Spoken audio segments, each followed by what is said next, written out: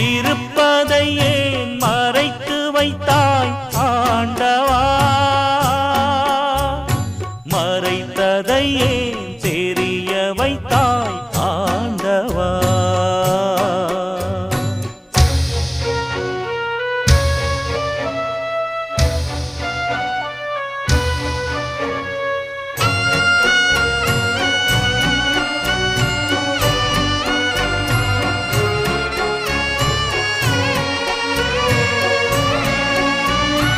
அன்னை